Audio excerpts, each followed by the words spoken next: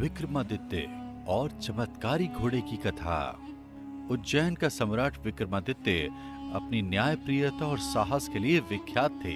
दिन दरबार में एक अनजान व्यापारी आया।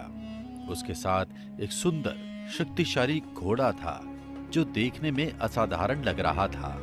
व्यापारी ने कहा, महाराज, ये घोड़ा कोई साधारण घोड़ा नहीं है।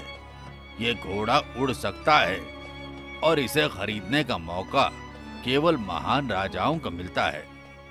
विक्रमादित्य को घोड़े की बात सुनकर हैरानी हुई। उन्होंने व्यापारी से पूछा, इसकी कीमत क्या है? व्यापारी ने कहा, महाराज, कीमत सोने से नहीं, साहस से चुकाई जाएगी। राजा ने उसे विस्तार से समझाने को कहा। व्यापारी ने कहा, जो भी इस घोड़े पर सवार होगा उसे एक रहस्यमय स्थान पर जाना होगा। वहां कई चुनौतियां होंगी जिन्हें पार करके ही घोड़े का असली स्वामी बना जा सकता है।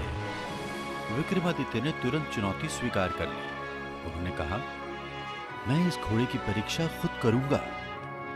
व्यापारी ने घोड़े की लगाम विक्रमादित्य को दी। राजा ने घोड़े की पीठ पर सवार होकर उसकी पीठ पर हल्का सा प्रहार किया। घोड़ा आसमान में उड़ने लगा। विक्रमादित्य ने पाया कि घोड़ा उन्हें एक अनजान दिशा में ले जा रहा है। थोड़ी ही देर में घोड़ा एक अंधकार में जंगल में उतर गया। वहां चारों दिशाओं में चमकती मशालें थी। एक दिव्य आवाज आई, राजन, इन 4 दिशाओं में से एक को चुनो। विक्रमादित्य ने उत्तर दिशा में बढ़ने का निश्चय किया। जैसे ही वे आगे बढ़े, एक विशाल राक्षस प्रकट हुआ। राक्षस ने गरजते हुए कहा, जो मेरी पहेली का उत्तर नहीं देगा उसे मैं खा जाऊंगा। विक्रमादित्य ने निर्भीक होकर कहा, पूछो अपनी पहेली। राक्षस ने पूछा, वह क्या है जो हर समय चलता है पर कहीं नहीं रुकता? विक्रमादित्य ने मुस्कुराते हुए उत्तर दिया, समय। राक्षस ने हंसते हुए कहा, तुमने सही उत्तर दिया, जाओ आगे बढ़ो। राजा ने आगे बढ़कर दूसरा मार्ग चुना। वहां एक नदी थी जिसका पानी आग की तरह चल रहा था। नदी के किनारे एक कंठ से आवाज आई, इस नदी को पार करने के लिए तुम्हें अपनी बुद्धि का उपयोग करना होगा। विक्रमादित्य ने ध्यान से नदी का निरीक्षण किया। उन्होंने पाया कि नदी के एक किनारे पर कुछ बड़े पत्थर पड़े थे। उन्होंने पत्थरों का पुल इस तरह लगाया और नदी पार कर ली। नदी पार करते ही उन्होंने देखा कि एक बूढ़ा ब्राह्मण उनकी राह देख रहा है। ब्राह्मण ने कहा, राजन, मुझे भोजन की आवश्यकता है। विक्रमादित्य ने अपने पास रखा भोजन ब्राह्मण को दे दिया। ब्राह्मण ने आशीर्वाद दिया और कहा, तुम्हारे मार्ग में अब कोई बाधा नहीं आएगी। आगे बढ़ते ही विक्रमादित्य ने एक सुनहरे महल को देखा। महल के द्वार पर एक महिला खड़ी थी।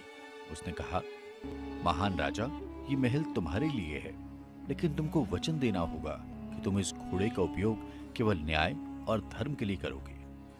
विक्रमादित्य ने सहर्ष वचन दिया। महिला ने मुस्कुराकर कहा, मैं इस घोड़े की संरक्षक हूं।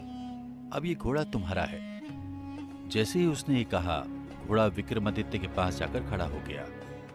विक्रमादित्य ने घोड़े पर सवार होकर महल से प्रस्थान किया। घोड़ा हवा में उड़ते हुए उज्जैन के राजमहल में उतर गया। दरबारियों ने राजा का स्वागत किया। विक्रमादित्य ने उन्हें अपने अनुभव की पूरी कथा सुनाई। व्यापारी ने कहा, महाराज, अब ये घोड़ा सदैव आपकी सेवा में रहेगा। विक्रमादित्य ने उस घोड़े का उपयोग राज्य के कल्याण के लिए किया। जब भी किसी को सहायता की आवश्यकता होती, वो इस घोड़े पर सवार होकर तुरंत पहुंच जाते। घोड़ा न केवल उनकी गति बढ़ाता, बल्कि उन्हें कठिन परिस्थितियों से बाहर निकालने में मदद भी करता। विक्रमादित्य का राज्य और अधिक समृद्ध और खुशहाल हो गया। उस घोड़े के बारे में पूरे देश में चर्चाएं होने लगी। लेकिन विक्रमादित्य ने कभी उसका उपयोग व्यक्तिगत लाभ के लिए नहीं किया। उन्होंने हमेशा धर्म, न्याय और प्रजा की भलाई को प्राथमिकता दी। वर्षों बाद जब विक्रमादित्य का अंतिम समय आया तो घोड़ा अदृश्य हो गया। कहा जाता है कि वो घोड़ा फिर किसी अन्य धर्मनिष्ठ राजा की प्रतीक्षा में कहीं छुप गया। विक्रमादित्य की इस कथा से हमें सीख मिलती है कि साहस, बुद्धिमत्ता और धर्म के साथ किए गए कार्य सदैव सफलता दिलाते हैं। आज भी विक्रमादित्य और उनके चमत्कारी घोड़े की कहानी लोक कथाओं में जीवित है। तो दोस्तों, कैसे लगी आपको कहानी? अगर वो घोड़ा आपको मिलता तो आप उससे क्या करते?